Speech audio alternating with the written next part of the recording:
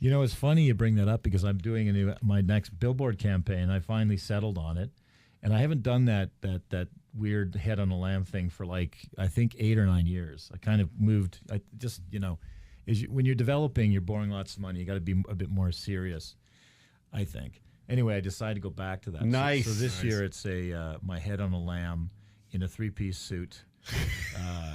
The suit's a bit short, so you can see the hairy, and I have a little briefcase beside me, and I'm The lamb's all grown up. the lamb's he's 8 years older. He's done well. Yeah. He's serious, but he's still in space. He's still in space. He's very serious. You know that ad made it to Ellen DeGeneres. Did it? Yeah. I can see why, man. It was very eye-catching. Hello up there. It's Brad J. Lamb. You too can become a condo millionaire. The Todd Shapiro Show. Canada Laughs. Sirius XM 168. Brad J. Lamb. How are you, buddy? Do you like that? 3 of us? Very nice. Okay. We're nice guys. It's a nice suit. You like the suit? It's really more of a spring suit, but man, it's like it feels like you're in Vancouver here. Yeah, it's very mild today, right? It's an interesting day. Although now it's starting to snow. It's like suit weather. You don't have to have a coat. I've never been to Vancouver. You should go. Yeah, You've never been? I've never been to Vancouver. It's great. It's great. Awesome. Is it great? It's not as. I mean, I would never live in Vancouver, but I think it's a beautiful city. It's tiny, and it's a bit left for me. Yeah, a lot of tree huggers. Yeah. There is that. As a comedian, I'll tell you for sure. Yeah. They're pretty picky. Are they pretty? Yeah, I wouldn't fit they're in. like a lot of hippies, a lot of granola crunchers, surrounded by millionaires who don't care. A lot of sandals in the summer on men, which You hate that. See, I like that's fucking hate that. Men's feet are horrible. I can't eat lunch if I have to look at your feet. Talk them under the table. That's good to know. In case we ever go Yeah, for women's lunch. feet are a different thing, man. Do you love women's feet? Oh, I love women's feet. That's because they take care of them too. Oh, I know. Men just like step on nails and keep going. Yeah. Well, they just don't. Yeah. Nails. Take care of them. Well, they're kind of the same part, though. There's a lot more hair on men's feet, yeah. and they're bigger, and there's fucked up nails and shit underneath them. And guys get this growth on their nails, so the nail looks like Frodo Baggins' foot, And men should wear socks and shoes. All right. Anyway. I kind of want to see your feet now. Now, my feet are wonderful. Do you go for pedicures? I don't.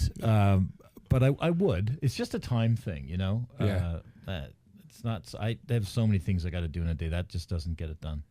I need to go for manicures because I have a very bad habit of picking the skin around my fingers. I'm not You even do, thinking about eh? it. Yeah. I do. That's amazing because that's a tell, right? Like if you were playing poker, that would be a tell.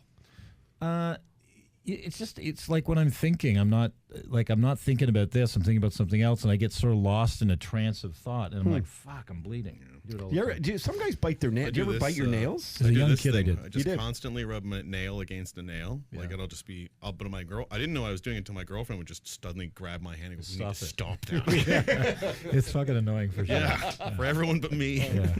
Man, I saw a great E-Blast, and I felt like I thought it was a sort of this inclusive club, but it turns out still a lot of your great customers over at Brad J. Lamb about your new project, Television City, and it's in Hamilton, a big booming economy, something that. And as an aside, let me just say, you've been on the program, I think, for like 8 months now. Every single thing you've said, and this isn't because you're a sponsor on the show, but everything you've said, if people followed your advice, everyone would be doing well. There's like literally not one. If we were to reconcile every tape, you've nailed everything. And this is just another one of the growth of the Hamilton market and Television City. Good feedback on this new complex that you're building? Yeah, I mean, I just basically we're just sort of starting the early marketing days, Hey, is that like a $60 million deal on your phone that just... You know what? It's $105 million deal. Puts it on hold. Anyway, and I just turned my phone off. Okay. They come along, Okay. Anyway, what was I saying? Another shark. Get out of here. Yeah. Just about Hamilton and what you're doing and the feedback. And Yeah, so I thought he turned this off. do you want to go? Do you want to? We No, can come back. It's No. just not. It's not that All right. important. It's leverage. This is leverage. Okay. Yeah. I don't need this call. Yeah. So we're starting to talk about the city more and getting people aware of what's cool about Hamilton and what's changing. And so we sent this out to our database of people. And normally when we send something without any images or stuff like that, we get maybe 100 responses to register. We got 350 responses in 2 days from that letter that went out. It's unprecedented. I think that we're going to get 3,000 registrations on our first tower, which we've never seen in any city in Canada. It's going to be mental. I really think it's going to be across. That's from an email blast? It's from a article I wrote and posted on my Instagram or Twitter, one of those Facebook. And so, I have probably 30 or 40,000 people in my social media / web, database. And people that have bought or something before, and when you send something out, they just get sick of stuff because we're always sending shit to this database, right? So they get 300 on just an article saying, "I like Hamilton. This is what we're doing, and if you're interested, click here and go to the page." There's no information except a registration page. That's a lot. So I think it makes me think we'll have 3,000 respondents, and I'm already talking to the top guys in my office. I think my office is going to sell 65 to 70 units from their desk before anyone else gets access to that project. Those guys must be so happy. Wow. Yeah. No, it's going to be great. It's really... That's unheard of, though. That kind of response. I mean, you probably have it here and there, but that's a very high return rate on just reach out. Yeah, it is. And I think it's because, there's a critical mass of things that happen. Like, sort of you could see this with Brooklyn when parts of Brooklyn started to get, cool acceptance, and then it just blew, And I remember when I went to Brooklyn, I'm going to say, I'll tell you, I bought a condo in New York years ago in 2009. When I was looking at condos in New York in 2009, in Brooklyn, they were $400 a foot, which is the same price they were in Toronto. And in Manhattan, they were anywhere from $900 a foot to sky's the limit. Brooklyn now is $900 a foot. Wow. Right, and it's because there's this critical mass of sort of coolness that takes place, and then everybody jumps on board. And Hamilton is still in the early days of that, but it's not, the game's not over. Hamilton's just at the really early days, but prices have doubled in Hamilton in the last 5 years. What do you disclose what you'll start at square foot in Hamilton? Yeah, I think we're now selling our product here between finished product between $850 and $1,000 a foot for typical condo, not a penthouse. Penthouse would be, $1,000 to $1,500 a foot. Wow. We're going to start there, I think, in the low fives a foot, so 30% less, and the rents are only 20% less. And the other thing is, no one's really doing our kind of stuff. There's people building condos there, but not our kind of sort of cool, modern architecture, exposed concrete, hardwood floors, high ceilings, that sort of cool stuff. When you look at it, you think it's like it's an architect should live there, a designer. That's the kind of stuff we do. Like we saw at the Oomph Lounge. Exactly. That was amazing. No, you build beautiful stuff. Wow. So and is there like when I think of Hamilton, and I think people sort of know the stereotype of Hamilton. Are people ready for that modern kind of cool new look? It's getting updated. It's like, are we all kind of coming around to that? Like Hamilton's old slogan was, "What are you looking at?" Well, every city has a certain number of people that want to wear a great pair of shoes or a great watch or great glasses or the right handbag, and they'll hold out to get the right thing. The same goes for housing. There's some people where it's the lowest common denominator. I need a roof over my head and I want to get something cheap. And then there's people that say, you know what, I want to get a better place. I'll go for a smaller place, but I want style. I want to feel good about where I'm living. I want to be able to brag about I live in this building, and there's some credit to that, right? So not everybody's it's not for everybody. Listen, our stuff in Toronto, if there's 100 buyers, I'm going to say 20 are going to get what we do and go, I like that. I think that's great. Sometimes people walk into my stuff and say, well, you haven't finished the ceilings. Like, interesting. No, it's exposed concrete. That's the look, man. Yeah. So that's the stuff we do, and I think there's going to be an element of people there that will love it, and some people won't get it. Like anywhere. Well, that's good. For me, I just think though, with the kind of evolution of how everything's available online to look, you go and you type in, say, hashtag interior design on Instagram, like you'll just see a bunch of really cool stuff. Yeah. And in my mindset, like in even 15 years ago, sort of the outside places of, whether they weren't the main urban centers like a New York or a Toronto or a big city like stuff in LA and stuff. It's now through all of that, through, looking at a Kardashian post of her nice pool in her backyard, like everybody kind of wants to have that sort of glamour, yes, which goes into a Hamilton, a Peterborough, maybe, like I think people really look at style a little bit differently and it's not others like us in Toronto specifically shouldn't stereotype is what I'm saying. And I really believe that to be true, that there's a lot of stylish people in the world. They're everywhere. And a place like Hamilton is transitioning where the population is changing. There's a lot of the current generation of new taxpayers. They're invading Hamilton in large numbers. You know that Toronto grew by 6.2% last year. I just saw that. It's crazy. That's doubling every like 5 or 6 years, or every 10 years. Doubles every 10 years on that pace. Canada grew huge, like 1.7. We're now at 35 plus million people. Yeah. I mean, that we used to always just say 30 million, and like another 5 million when you're on the 30. That's a lot of fucking people. But Toronto will have 10 million people, I think, in 10 or 12 years. Wow. Huge. So just it's think sort of of doing that thing where its elbows are hitting everybody now. Because Hamilton, you know this better than I would ever know it, but I think they're kind of growing because it's a lot of people who are they're doing the back and forth, right? I think you're right. I think there are people commuting. There are people that are making their life and their jobs in Hamilton, but there are people using it as a bedroom community too. So it's got both of those things. People are going to leave Toronto. They're going to leave Toronto because it's getting expensive, but that's okay. 300,000 people moved to Toronto last year. We built 30,000 homes in the entire city. That's houses and condos, 30,000. That's why prices are going through the moon. I've heard from even just a couple of friends who are like, my home now is worth $800,000. Yeah.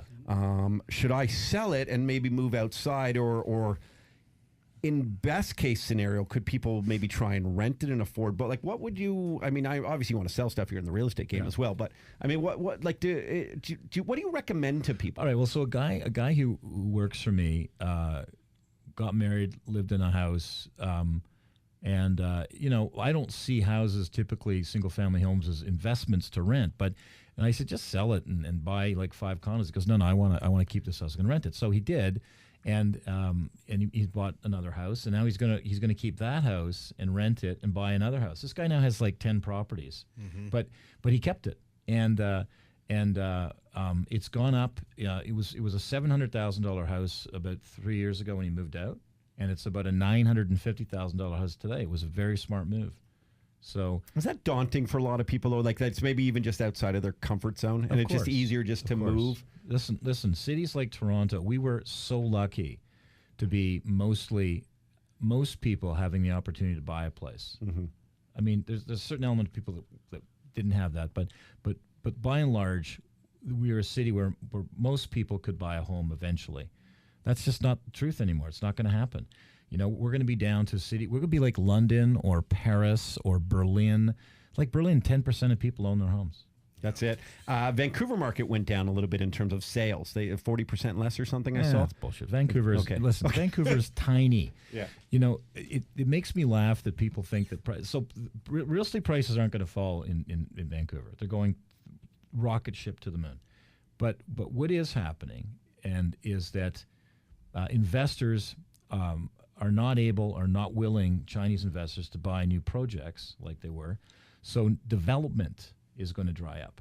And all that's going to do is make it more expensive to live there because there's less new product coming on the market. So this stupid tax was meant to cool off the market. It's just going to overheat it, make it more expensive to live in Vancouver. What about Calgary and Edmonton? You're in those markets now. Yeah. Calgary and Edmonton are still they're now there was a deep dive, very serious recession in Alberta, deep dive turning up now, about 4 or 5 months coming out of that. Real estate prices are on the rise, volumes are up, people are visiting sales showrooms, but after you get fucked really badly like that in an economic, like it was a terrible time. People are nervous, and they want to be sure it's real. So it's going to take. People will come back. It'll come back. Prices will go up maybe 5 or 6% this year. They have a lot of ground to make up because the Canadian economy has grown, just not there. So what'll happen is next spring will be a mental spring. Spring 2018 will be huge, but this year will be better than last year. But there'll still be people sitting on the sidelines because they're nervous that it's not real. Is that a good place for people to buy and maybe buy in one of your developments out there and rent out? Is that absolutely? Listen, any Canadian city that we develop, and we're in Ottawa, Hamilton, Toronto, Calgary, and Edmonton. I don't just willy-nilly jump into these places and start doing it. I analyze them very carefully, and they're all great cities with great growth opportunities. We're pretty lucky here in Canada, right? Very lucky. Listen, man, this is by far the best place to live in the world. Huh? By far. What are your thoughts on what's going on in the States right now? I mean, like I find it extremely irritating. It's just the media is wildly slanted against Donald Trump. It gets to me. So what it does, where I'm more or less neutral about Donald Trump, it makes me actually side with him because they're mental. They're crazy, just crazy. Everything he says, everything he does, they try to find it somehow twisted that he's lying, right? Everything, like when he says something as and you should shut his mouth too. He's saying way too many stupid things. But when he says something like, the lying media or the fake media, it doesn't focus enough on terrorism, and we'll give you a list of to prove this of terrorist attacks that have not been 78 followed terrorist attacks properly by the media. So then the guy's like the CNN reporter for the White House, like, well, this is just absolutely absurd, holding up the list. There are 5 attacks on this 78 list of attacks where we have covered it. Okay, well, there's 5, but then there's 73 that you didn't follow properly. The point is that stop with focusing on the democratic revolution that happens every night in the cities, in the urban cores. That's okay. We get it. Democrats are unhappy. But we've got to move on now and run the country with a new president and give the guy a chance to do what he's going to do and stop second-guessing everything he does and make it news. And I got to say, I laugh at the Saturday Night Live coverage. I think that Alec Baldwin is very funny, but that's completely disrespectful. Completely disrespectful. There's a point. It is mean-spirited. Like, it actually is. There's a thing that I noticed immediately as a comedian that just caught my eye, but there's a lot of these continual jokes about how he wants to sleep with his daughter or marry his daughter and all this stuff. And I'm like, if somebody floated that joke about Obama, it would be wildly offensive. People would be very furious, and the conjecture would it would multiply the effect. People would hunt comedians down. But there's guys on stage talking about it. There's people online putting it out like it's haha, that's funny. I'm like, you're making some pretty disgusting comments that don't really have a punchline. Dude, that's a fascinating way to look at it. How comedians, especially what you do, you have to be sort of so careful on how you get to people like, Mike Ward got to the Human Rights Tribunal, like for just saying a joke, picking on an audience member or whatever. But you're right, if people picked on certain people, then you'd get in shit for it and they'd hold you accountable. But if you pick on what's deemed the bully and the big asshole, you can get away with it. That doesn't make it right. Yeah, absolutely. And he's right about this constantly holding Trump accountable for everything. I'm like, there's one thing that always sticks in my head with respect to the comment the media's not right most of the time. They fucking weren't when it came to the election. They were wildly the fuck off. Right. If the man who won it tells you, know how all their polls said I was losing solidly? Fuck you. He's right. He's right. It bothers the media, I'm sure. It bothers them a lot because they're also shrinking as an industry. You know why it really bothers him? Because he will not acknowledge they exist. And that's driving him crazy. He will never give an interview to anybody. He'll never give CNN an interview. And it's like they're not being legitimized. A president is not giving them any access and legitimizing their existence. So they're doing everything they can to delegitimize him. Do you think that they can ever accept? Like, is it possible to ever let this fight go and just kind of accept what's happened? Do you think, is it up to certain leaders in this sort of one side? If I was Donald Trump, I get Steve Mnuchin or whatever his name is. I'm not sure how you pronounce that. The Treasury Secretary, and I think the Treasury Secretary manages the IRS. I think I'd put a phone call into Mnuchin and say, "Listen, I want you to do a little audit on Lorne Michaels." I literally thought the same thing. Last 10 years of his tax filing, let's just see if this guy's paying his taxes or not. Like, it is so inappropriate what's going on in Saturday Night Live. I love Saturday Night Live, and I think the skits are funny. I mean, they're funny, but they're absolutely not appropriate. The guy's the president of the United States. They're embarrassing themselves. This guy's running the country, and they're making him look like a fucking idiot. Yeah. And by the way, he has done some things that I don't think are smart, but he's still running the country. And I think you got to give him a chance to run the country. He won. It's now his agenda. Let him run the country. Well, as crazy as it is, I feel like these big protests are actually turning him to the dictator, like a self-fulfilling prophecy. Like they're making him, like to the point where he'll start making calls. He'll be like, all right, go check. If they're going to fucking rip into me, I'm just going to go and we'll check and see what they're actually doing. Yeah, maybe, Alec Baldwin's ex-wife went bankrupt, right? Do you remember? Yeah. What's her name? Kim Basinger. Yeah. She went bankrupt. And I just think it would be funny to see Alec Baldwin getting audited by Revenue Canada, IRS for like the last 15 years of taxes, because everybody does something, right? Yeah. And Baldwin's one to talk. I mean, there's that old tape of him leaving a voicemail to his daughter where he's screaming at her, right? I mean, like you're not Mr. Perfect, like at least with Trump. And we're not sitting here defending Trump, but he seems to be like a decent parent. Like he's got the respect of his kids. It's the mechanics of how you do it. Because to Brad's point here, it is more offensive. Like I love watching this Alec Baldwin thing. And it's like laughable because he's nailing this impression in a way that I think is great. But let's take a step back to George W. Bush. Yeah, that was Will Ferrell. Yeah. And there was a way of playing it that was still saying, look how dumb our president is, but it was almost folksy, this over-exploded idea of how simple he was, whereas this one's just, I'm evil and I hate you. But it wasn't every week. No, it was. They didn't beat the drum on it. Exactly. I mean, he's a cast member now. Alec Baldwin's a cast member of Saturday Night Live. It's every week. It's too much. I think it's too much. Yeah. Did you watch the Super Bowl, Brad? I did. It was amazing. I bet I was the only one. So there's 9 of my buddies there. Everyone bet against me. I bet on the Patriots. And they were all gloating. It's 21-3. I'm like, guys, this ain't over, man. This guy's a winner. This team is a winning team. Guys like Tom Brady don't give up. I love that about him. That's why I think he's great. I think he's not the most athletic guy in the world. The tools that he's got are probably not as much as some other, guys that aren't like Michael Vick, not playing anymore. But the guy's a winner. He's got the ability to use his will to win, and that was fucking marvelous. That was amazing to watch. I'm a huge fan. I'm a huge fan too, yeah. and I said the same when I saw that moment. But so I won. So I took the over under. So I took the spread. So I How much said, you bet? I bet I would bet thousands, but my friends don't bet thousands. So I bet the total pool was $400. Awesome. It was okay. Yeah, $400 for. But it was the fun of it was that I called it. I said, it's going to happen. They're going to tie the game at 28, and then they're going to get a touchdown. They're going to get the ball and get a touchdown. Because if they got a field goal and won, I would have lost. It was because it was 3. It would have been exactly. I needed 4. So it was so beautiful to watch. And then your buddies are like, of course the money goes to Brad. Yeah. Probably chirping you after, like, oh, Brad needs the money. No. Oh, it was fantastic. It always is. That game was so weird because I was in a plane for that. I was like flying back from Newfoundland, and they got on and they announced it. Like, anyone who's curious, it's 24-3 right now. They just tell the score, and you can hear Yeah. By the time we landed, the whole game had changed. Yeah, it was amazing. Best game ever, I think. Best football game ever. I think the best game, any game ever. Like the best just sporting event of all time. Yeah, because what's great about football, it's winner takes all, right? So it's no game 7. It's like one game, and you got to put it out there. And unbelievable how that happened. It really is a testament to that guy. And not done on like the way soccer does it with penalty kicks. Oh, yeah.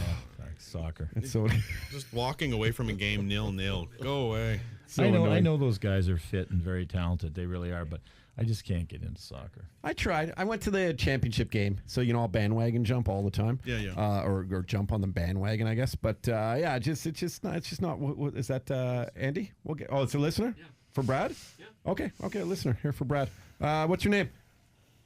It's Melissa. Hi, Melissa. Hi, long-time listener. Thank you. Long-time caller. It was terrible to see the Falcons lose. It was terrible to see Hillary lose. Everything's shitty. Everything sucks. I want to kill myself. Well, don't do that.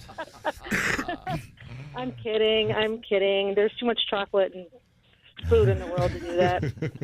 Thanks, Melissa, for your call. Okay. I don't think she had a real estate question. Okay. I thought she was going to call me like, listen, here's the thing about Trump. And she's like, I just feel really bad about him. Well, you know what was crazy? Yeah. And Brad, I'm sure you saw this, and I talked about it yesterday a bit, the not my Super Bowl champions. Did you see this? trending because the Brady and Belichick, they're all like Trump guys. They like Trump. And like, I'm like, fuck you guys. Like, don't politicize the game.